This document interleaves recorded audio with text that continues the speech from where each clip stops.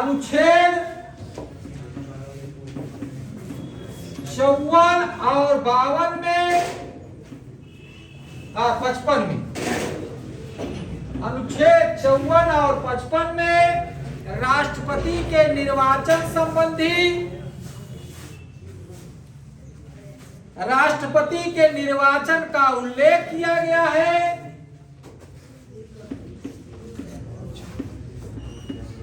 राष्ट्रपति के निर्वाचन का उल्लेख किया गया है।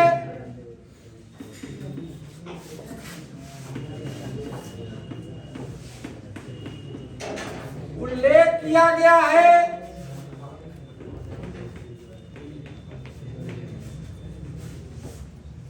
राष्ट्रपति के निर्वाचन का उल्लेख किया गया है।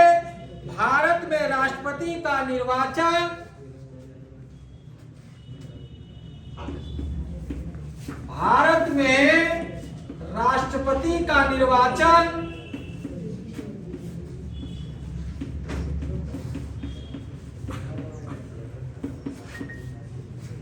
जनता द्वारा अप्रत्यक्ष रूप से चुनी जाता है। जनता द्वारा अप्रत्यक्ष रूप से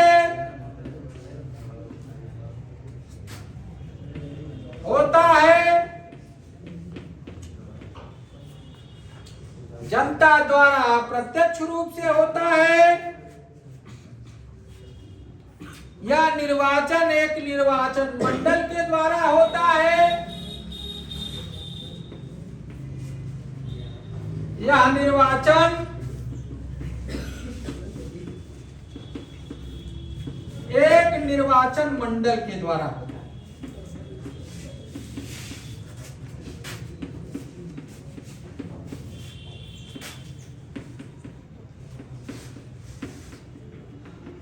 जिसमें निम्नलिखित सदस्य होते हैं। इस निर्वाचन मंडल में निम्नलिखित सदस्य होते हैं।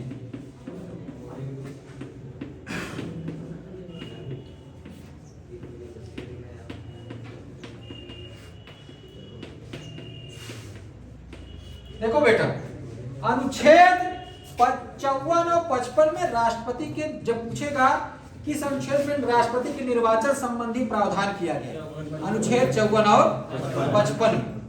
अब पता पूछता है कि राष्ट्रपति जनता के द्वारा प्रत्यक्ष रूप से निर्वाचित होता है क्या अप्रत्यक्ष रूप से? क्योंकि जो आप दोनों सदन के सदस्य को चुन कर करते हैं, चाहे लोकसभा हो चाहे राज्यसभा के सदस्य को तुम सब चुनकर भेजते हो, विधानसभा के सदस्यों को हम सब चुनकर भेजते हैं, वही सब क्या करते हैं? राष्ट्रपति का चयन करते हैं। तो एक इसको मिटा दें। इस निर्वाचन मंडल में कौन कौन है इसको देखो। इस निर्वाचन मंडल में कौन कौन है, निम्नलिखित सदस्य कौन कौन है जो राष्ट्रपति के निर्वाचन में भाग लेते हैं। राष्ट्रपति के निर्वाचन में 3 लोग भाग लेते हैं। लिखो, संसद के निर्वाचित सदस्य, संसद के निर्वाचित सदस्य,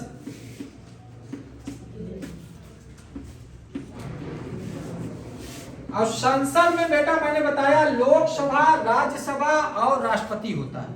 मैंने बताया था नहीं? तो संसद में निर्वाचित, संसद में कौन कौन होता है? लोकसभा के सदस्य, लोकसभा के निर्वाचित सदस्य,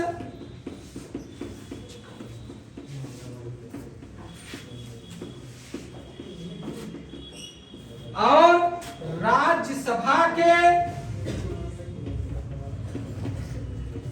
निर्वाचित सदस्य। राज्यसभा में 250 सदस्य, कितना है? 250 सदस्य। कितने हैं? 250 सदस्य राज्यसभा में और 543 सदस्य लोकसभा। राज्यसभा एक अस्थायी संस्था है। क्या है?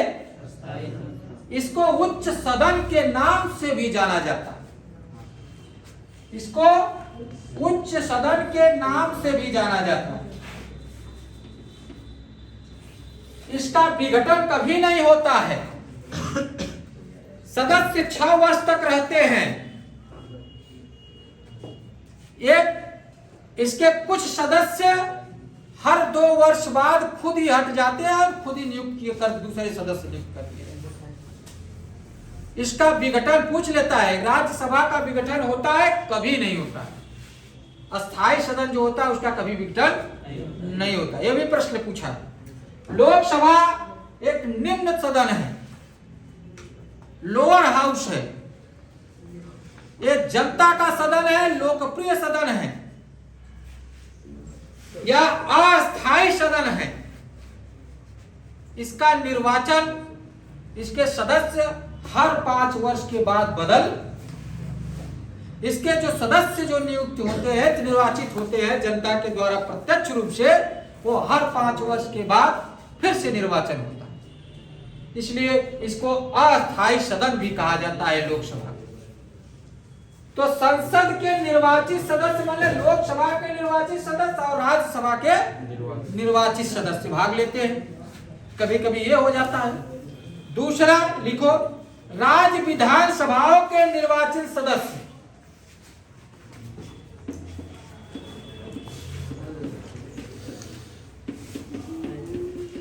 राज्य विधानसभाओं का निर्वाचित सदस्य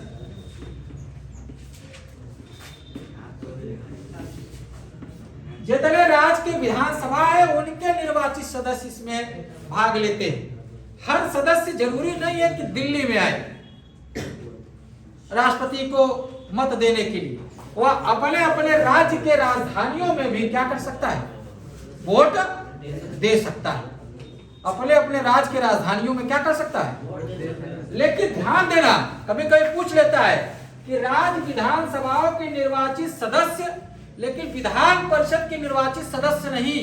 यहां नोट कर लेना, विधान परिषद के निर्वाचित सदस्य भाग नहीं लेते हैं।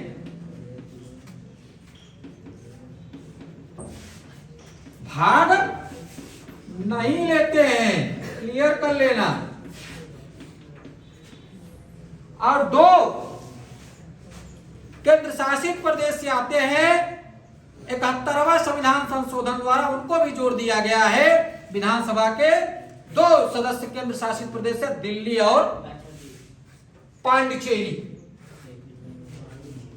दिल्ली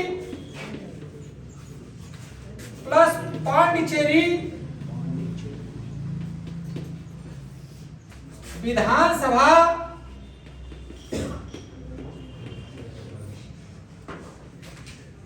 के निर्वाचित सदस्य।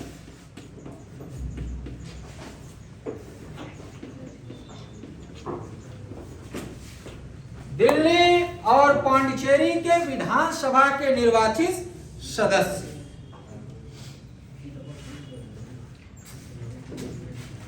ये संविधान के 70वां संविधान संशोधन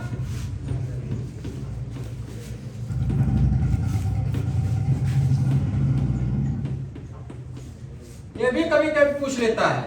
1990 के द्वारा इसको जोड़ा गया, दिल्ली और पांडिचेरी विधानसभा के निर्वाचित सदस्य। ये बहुत तेज पूछता है राष्ट्रपति के निर्वाचन में कौन कौन भाग लेते हैं। संसद के निर्वाचित सदस्य मतलब लोकसभा के निर्वाचित सदस्य और राज्यसभा के निर्वाचित सदस्य, राज्य के विधानसभाओं के निर्वाचित सदस्य और दिल्ली और पांडिचेरी के निर्वाचित विधानसभाओं के निर्वाचित सदस्य भाग लेते। 70वां संविधान संशोधन 1990 के द्वारा इसको जोड़ा गया है। लेकिन विधान परिषद के निर्वाचित सदस्य राष्ट्रपति के चुनाव में भाग नहीं लेते। सब जरूरी नहीं है कि दिल्ली में राष्ट्रपति को वोट आकर दे। ये जो विधान राज्यों की विधान जहां पर सभाओं के निर्वाचित सदस्य, दिल्ली के और पांडिचेरी के निर्वाचित सदस्य। ये जरूरी नहीं है कि आकर जो है राष्ट्रपति के दिल्ली में ही सभी वोटिंग करें, नहीं, अपने अपने देश की राजधानी में वोटिंग कर सकता है। जैसे झारखंड के विधानसभा के जो निर्वाचित सदस्य राष्ट्रपति में भाग लेना चाहते हैं, विधायक लेना चाहते हैं, तो रांची में वोट दे सकते हैं। उत्तर प्रदेश के लखनऊ वाले दे सकते हैं, लखनऊ में। बिहार के पटना में वोट दे सकते हैं, बिहार के पटना में वोट सकते हैं। एमपी के भोपाल की राजधानी है तो वहां वोट दे सकते हैं जाकर, ठीक है। महाराष्ट्र की मुंबई में दे सकते हैं। उड़ीसा के जो है भुवनेश्वर में दे सकते हैं। बंगाल के कोलकाता में दे सकते हैं। तो ऐसे ऐसे अपने राजधानियों में जाकर अपना विधानसभा के सदस्य भाग ले सकते, चुनाव में राष्ट्रपति को भाग दे सकते। कोई तक यह समझने में दिक्कत है? तो राष्ट्रपति के निर्वाचन में संसद के दोनों सदन, लोकसभा और राज्यसभा के निर्वाचित सदस्य, विधानसभाओं के राज्यों की विधानसभा के निर्वाचित सदस्य और दिल्ली और पांडिचेरी विधानसभा के निर्वाचित सदस्य भाग लेते हैं। ये 17वां संविधान संशोधन 1990 के द्वारा जोड़ा गया और विधान ये सब जनता के द्वारा प्रत्यक्ष रूप से चुने जाते हैं। अब जब जनता के द्वारा ये सब प्रत्यक्ष रूप से चुने जा रहे हैं, उसके बाद जनता का प्रतिनिधित्व करके क्या करते हैं, राष्ट्रपति को चुनते हैं। तो राष्ट्रपति का चुनाव प्रत्यक्ष होता है जनता द्वारा, अप्रत्यक्ष अप्रत्यक्ष हो गया। क्या हो गया? अप्रत्यक्ष हो गया। आगे बढ़ाएं, चलो लिखो। राष्ट्रपति का निर्वाचन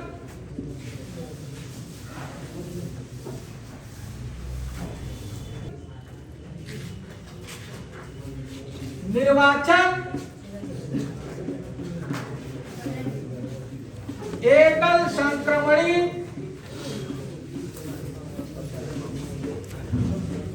है। मत पद्धति लिखते जाओ। एकल संक्रमणी मत पद्धति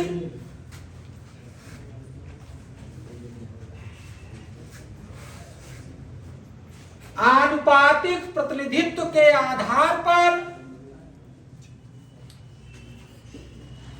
आनुपातिक प्रतिनिधित्व के आधार पर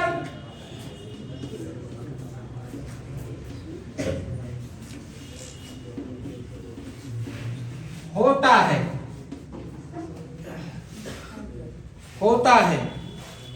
उसका गुप्त मतदान होता है। गुप्त मतदान होता है। कैसा मतदान होता है? गुप्त मतदान होता है। खुला होता है, गुप्त मतदान होता है।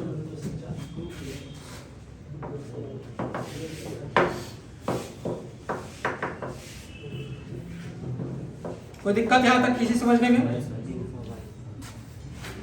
चलो यहां तक कर दो।